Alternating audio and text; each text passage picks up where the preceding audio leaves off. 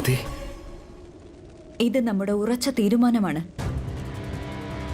ഇത്തവണ നാം നമ്മുടെ ശിവനില്ലാതെ കൈലാസത്തിലേക്ക് വരുന്നതല്ല.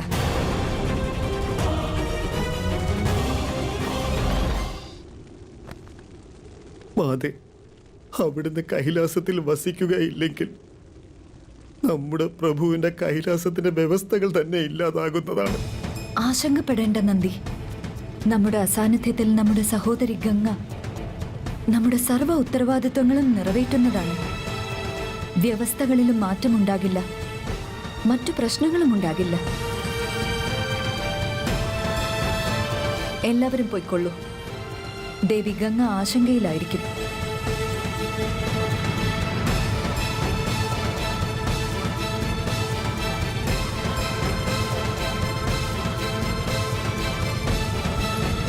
നിങ്ങൾ എല്ലാവരും പോകൂ.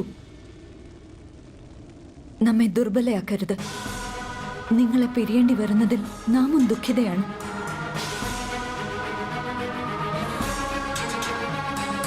ഈ അവസ്ഥയെ നാം കൈപ്പേറിയ ഔഷധമായി കരുതി സഹിക്കുകയേ നിവർത്തിയുള്ളൂ.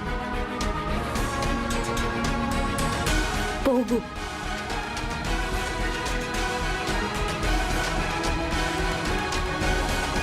നന്ദി, നീയും പോകൂ. നാം പോകില്ല. അവിടുന്ന് നമ്മയെയും ഒപ്പം കൊണ്ടുപോയാലും. നാം നമ്മുടെ പ്രഭുവിന് വാക്ക് നൽകിയിരുന്നു, എപ്പോഴും അവിടുത്തോടൊപ്പം ഉണ്ടാകുമെന്ന്. നാം അവിടുത്തോടൊപ്പം ഇല്ല എങ്കിൽ പ്രഭു പിന്നീട് നമ്മോട് ചോദിക്കുകയാണെങ്കിലോ? നാം എന്തുത്തരമാണ് പ്രഭുവിന് നൽകുക മാതേ? നമ്മോട് കൃപ തോന്നിയാലും മാതേ, നമ്മയും ഒപ്പം കൊണ്ടുപോയാലും.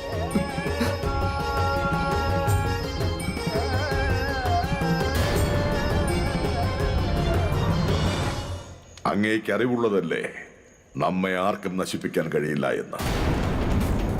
നമുക്ക് നമ്മുടെ അസ്തിത്വത്തിനു വേണ്ടി ആരുടെയും സഹായം ആവശ്യമില്ല.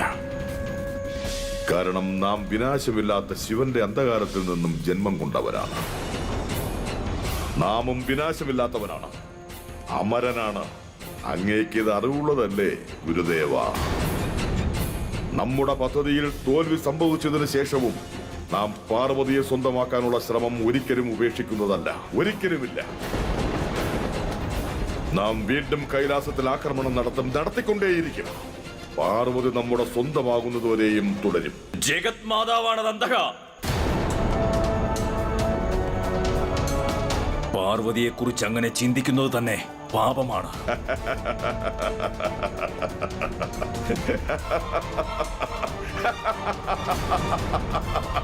പാപം അസുരന്മാരുടെ ധർമ്മമാണ് ഗുരുദേവ. ദേവനായിട്ടും ശിവനെല്ലാം ഉപേക്ഷിച്ചു പോയി. തന്റെ കൈലാസത്തെ, ധർമ്മത്തെ, പാർവതിയെ, ഉത്തരവാദിത്വങ്ങളെ എല്ലാം. അപ്പോ നാം ഒരു അസുരനായിരിക്കെ നമ്മുടെ ധർമ്മങ്ങളെ എങ്ങനെയാണ് ഉപേക്ഷിക്കുക ഗുരുദേവ? ഒരു തവണ കാളിയുടെ പ്രഹരത്തിൽ നിന്നും രക്ഷപ്പെട്ടു. എന്നിട്ടും നിന്റെ അഹങ്കാരത്തിന് ശമനമുണ്ടായിട്ടില്ല. മൂഢന്മാരെ ഉപദേശിക്കുന്നത് വ്യർത്ഥമാണ്. ഇവനെ പ്രലോഭനത്തിലൂടെ ദിശ തെറ്റിക്കേണ്ടതാണ്. എന്ത് സംഭവിച്ചു ഗുരുദേവ? എന്താണ് ചിന്തിക്കുന്നത്? നാം ചിന്തിക്കുകയായിരുന്നു നിന്റെ ലക്ഷ്യത്തിലേക്കുള്ള ശരിയായ മാർഗം ഏതാണെന്ന്. എങ്കിൽ പറഞ്ഞാലും ഗുരുദേവ, പറഞ്ഞാലും.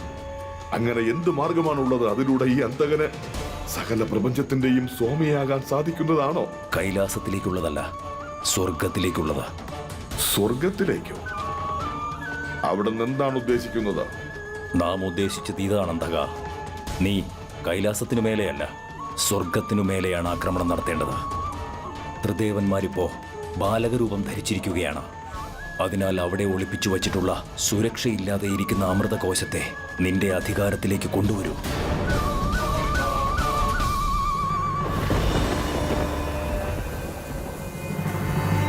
പിന്നീട് നിന്നെ ഈ പ്രപഞ്ചത്തിന്റെ സ്വാമിയാകുന്നതിൽ നിന്നും ആർക്കും തടയാനാവില്ല.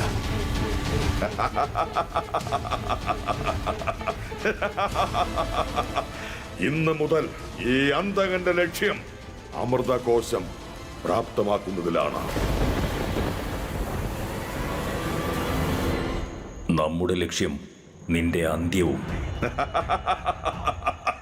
നീ സ്വർഗത്തിലെ അമൃത് നേടിയെടുക്കുവാൻ ശ്രമിക്കുമ്പോൾ ത്രിദേവന്മാർ അതിൻ്റെ രക്ഷയ്ക്കായെങ്കിലും യഥാർത്ഥ രൂപത്തിലേക്ക് വരുന്നതാണ്.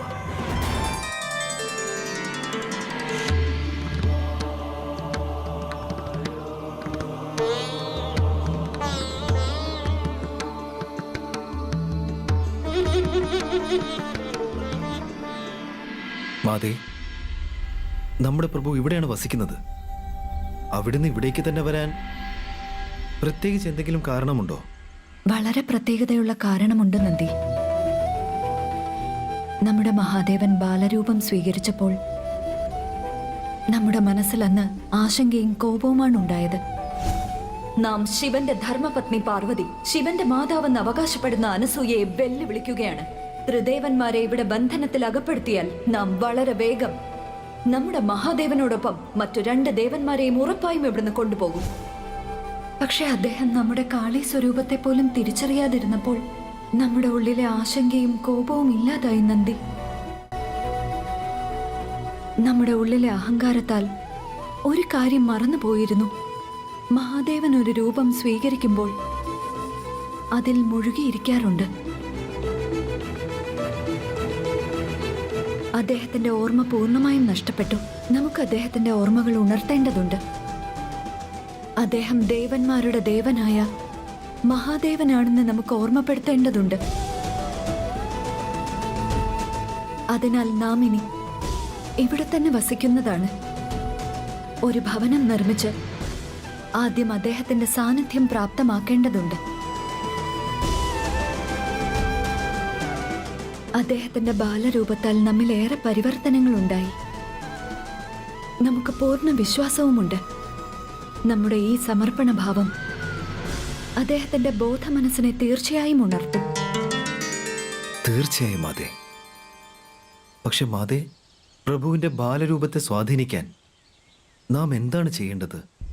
നന്ദി, ബാലകന്മാർ കേവലം 2 വികാരങ്ങളെ തിരിച്ചറിയൂ. ഏതൊക്കെ വികാരങ്ങൾ? ഒന്ന് വാത്സല്യം, രണ്ടാമത്തേത് സൗഹൃദം.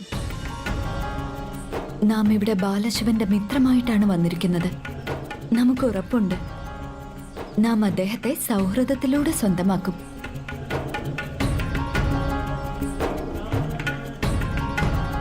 മാതേ, അവിടുന്ന് ഈ നിർണയത്തിലൂടെ ഞങ്ങൾ പ്രഭുവിന്റെ സേവകർക്ക് വലിയ സഹായമാണ് ചെയ്തിരിക്കുന്നത്.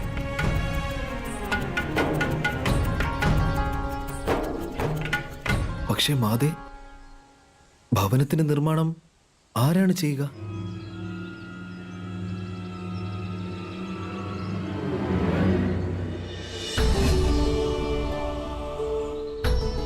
ദേവി ആദിശക്തിക്ക് പ്രണാമം.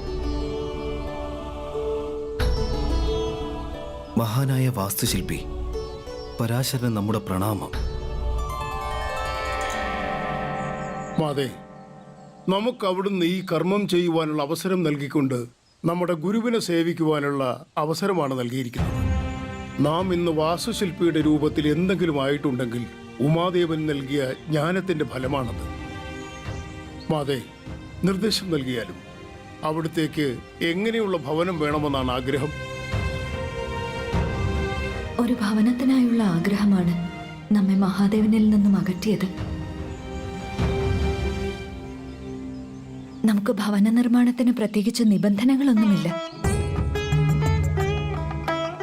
മഹാദേവന്റെ ഭക്തൻ എന്ന നിലയിൽ ഏത് രൂപമാണോ മനസ്സിലുള്ളത്, എന്റെ സ്വാമിയെ ഓർത്തുകൊണ്ട് നിർമ്മിക്കൂ. തീർച്ചയായും മാതേ.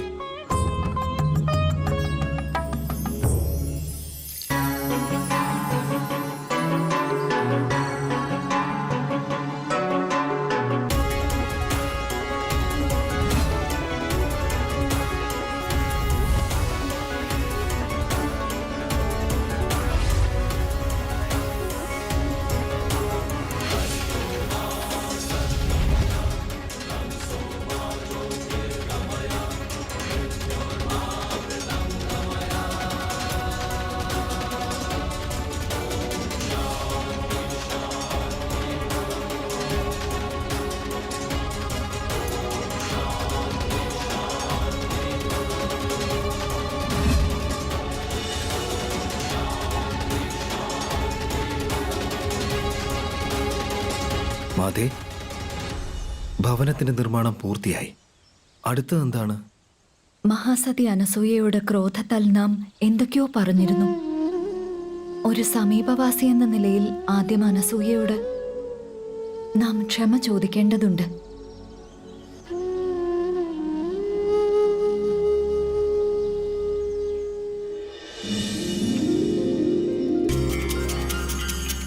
മാതേ, മാതേ, എന്താ കാര്യം? നിങ്ങളെന്താ ഇങ്ങനെ ധൃതിയിൽ ഓടി വന്നത്? സന്ദേശം അറിയിക്കാൻ. നമ്മുടെ ഭവനത്തിന്റെ പരിസരത്തായി ഒരു ഭവനത്തിന്റെ നിർമ്മാണം നടന്നിരിക്കുകയാണ്. വന്ന് കണ്ടാലും. വരൂ.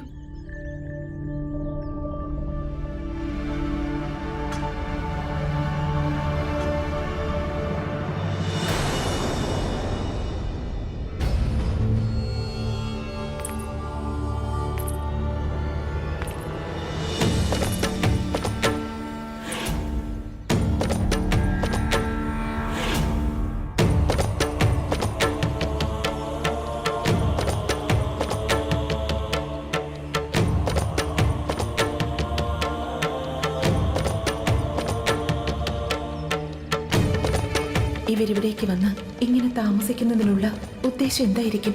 നമുക്ക് നമ്മുടെ ശിവയെ ഇവരിൽ നിന്നും അകറ്റി നിർത്തേണ്ടതുണ്ട്.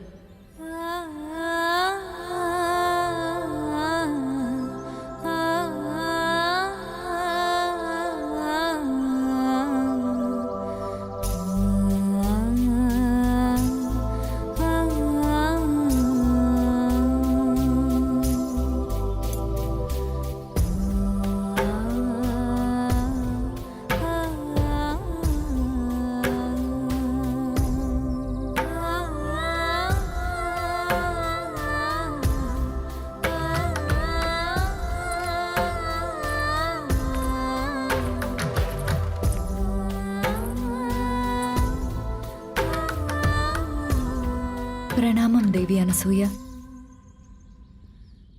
ഇന്നു മുതൽ നാം അവിടുത്തെ സമീപവാസിയാണ്. മനസ്സിലായി. അവിടുന്ന് ഇവിടെ വസിക്കാൻ വന്നതാണ്. ഇന്നലെ വരെ എന്തൊക്കെ സംഭവിച്ചിട്ടുണ്ടോ അതിനൊക്കെ ക്ഷമ നൽകിയാലും മറന്നു കളഞ്ഞാലും അവിടുത്തെ ഈ പരിവർത്തനത്തിനുള്ള കാരണം എന്താണ്?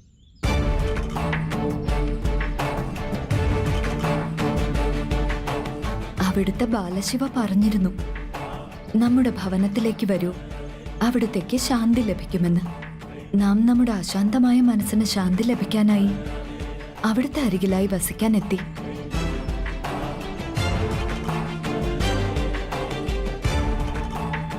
അവിടത്തേക്ക് ഇത് സമ്മതമാണെന്ന് നാം കരുതുന്നു.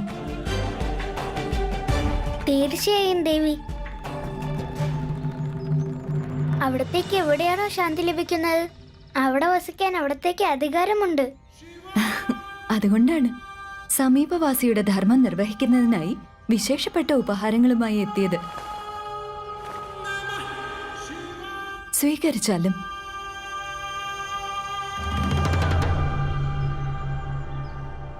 ലഡ്ഡു.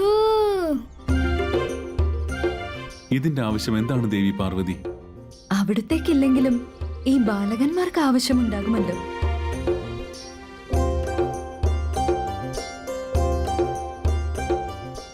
സമീപവാസികൾ തമ്മിൽ ബന്ധമുണ്ടാക്കുന്നതിന് ഇതാണല്ലോ ഏക മാർഗം, നൽകുന്നതും വാങ്ങുന്നതും. ബാലകന്മാരെ, ഇതെടുക്കൂ, ലഡ്ഡു എടുക്കൂ.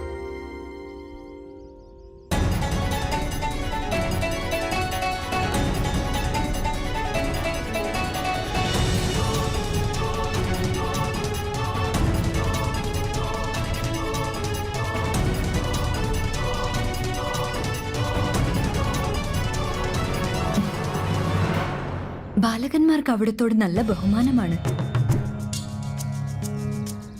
പക്ഷെ നാം വിശ്വസിക്കുന്നത് സ്നേഹത്തോടെ ആരെങ്കിലും ഒരു ഉപഹാരം നൽകുന്ന സമയത്ത് അനുവാദം വാങ്ങുന്നതിനുള്ള ആവശ്യമുണ്ടാകുന്നില്ല.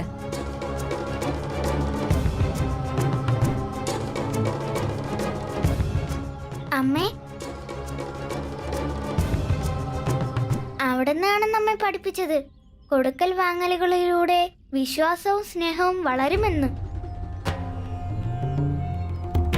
അങ്ങനെ സമീപവാസികൾ ബന്ധുജനങ്ങളായി തീരുമെന്ന്, സുഖദുഃഖങ്ങളുടെ പങ്കാളിയായി തീരുമെന്ന്. സമീപവാസികളെ കുറിച്ച് അവിടുന്ന് നന്നായി മനസ്സിലാക്കിയിട്ടുണ്ട്. അല്ല അല്ല ദേവി, ഇവയൊന്നും നമ്മുടെ ചിന്തകളല്ല, നമ്മെ മാതാവ് പഠിപ്പിച്ചതാണ്. നമ്മുടെ മാതാവ് പറഞ്ഞിട്ടുള്ളത് ഒരു കുടുംബത്തിന്റെ മറ്റൊരു ഭാഗമായി സമീപവാസിയും കാണണമെന്നാണ്.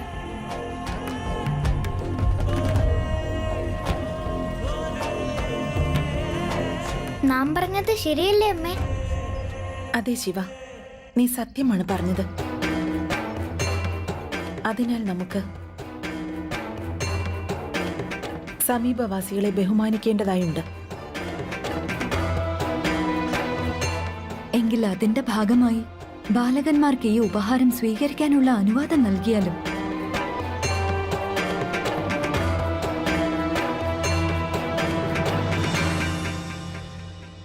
പുത്രന്മാരെ,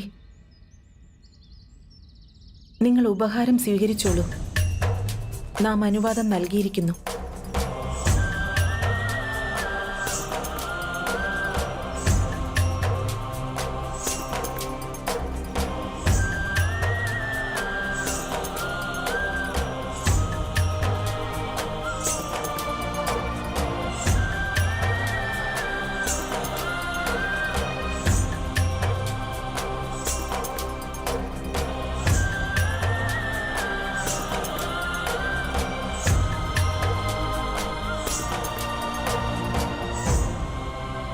ഈ വിശേഷപ്പെട്ട ഉപഹാരം അവിടുത്തേക്കാണ്. പന്തോ? അമ്മേ, നാം ഇന്നീ പന്ത് കൊണ്ട് കളിക്കും. എങ്കിൽ വരൂ, നമ്മുടെ ഭവനത്തിലേക്ക് വരൂ, നമുക്ക് ഒരുമിച്ച് കളിക്കാം. പക്ഷേ അവിടുത്തെ ഭവനത്തിലേക്ക് വരണമെങ്കിൽ നമുക്ക് മാതാവിന്റെ അനുവാദം വേണം.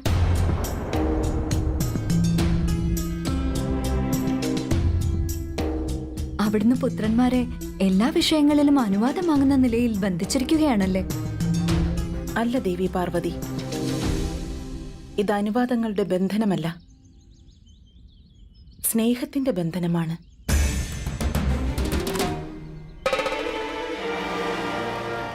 ഈ ബന്ധനത്താൽ ആർക്കും തന്നെ നമ്മുടെ പുത്രന്മാരെ പ്രലോഭനത്തിലൂടെ സ്വാധീനിക്കാനാവുന്നതല്ല.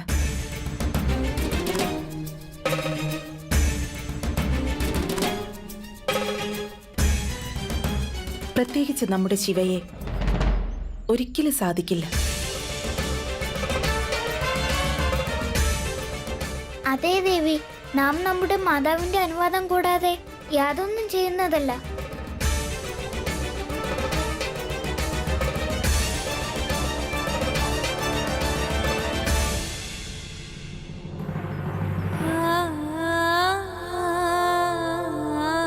അവിടുത്തെ ആഗ്രഹങ്ങൾക്ക് അനുസൃതമായി തന്നെ എല്ലാ കാര്യങ്ങളും സംഭവിക്കും മഹാദേവ.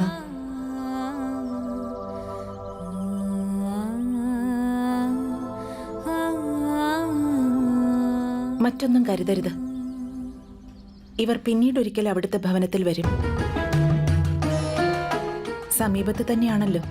ഇപ്പോൾ ഇവർക്ക് അധ്യയനത്തിനുള്ള സമയമാണ്. അവിടുന്ന് എത്ര നാളത്തേക്കാണ് വസിക്കാൻ എത്തിയിരിക്കുന്നത്? ദിനങ്ങൾ നിശ്ചയിച്ചിട്ടില്ല, ലക്ഷ്യം മാത്രമേ നിശ്ചയമായിട്ടുള്ളൂ. ലക്ഷ്യം നമ്മുടെ മഹാദേവനെ വീണ്ടും പ്രാപ്തമാക്കുക, പ്രേമത്തോടും ഭക്തിയോടും കൂടി. അവിടുന്ന് നമ്മെ ശിവഭക്തിയാൽ ദിശ തെറ്റിക്കാൻ ശ്രമിക്കുകയാണോ ഗുരുദേവ? ഈ അന്ധകനെ തടയേണ്ടത് അനിവാര്യമാണ്. ഉത്തരം നൽകിയാലും ഒരു ഉപായമുണ്ട്. ദേവാസുര യുദ്ധം ഇല്ലാതെ തന്നെ നിനക്ക് സ്വർഗത്തെയും അമൃതകോശത്തെയും രണ്ടിലും ആധിപത്യം സ്ഥാപിക്കാനാകും. നീ കൗശലം പ്രയോഗിക്കൂ. എന്ത് കൗശലം പ്രയോഗിക്കാനാണ് അവിടുന്ന് പറയുന്നത്? നീ വ്യാജരൂപത്തിലൂടെ, വഞ്ചനാ പ്രയോഗത്തിലൂടെ വേണം അമൃതകോശത്തെ നിന്റെ നിയന്ത്രണത്തിലേക്ക് കൊണ്ടുവരാൻ. ദേവന്മാരെ ശക്തിഹീനരാക്കേണ്ടതാണ്. അതിനുശേഷം സ്വർഗത്തെ നീ ആക്രമിക്കേണ്ടതാണ്.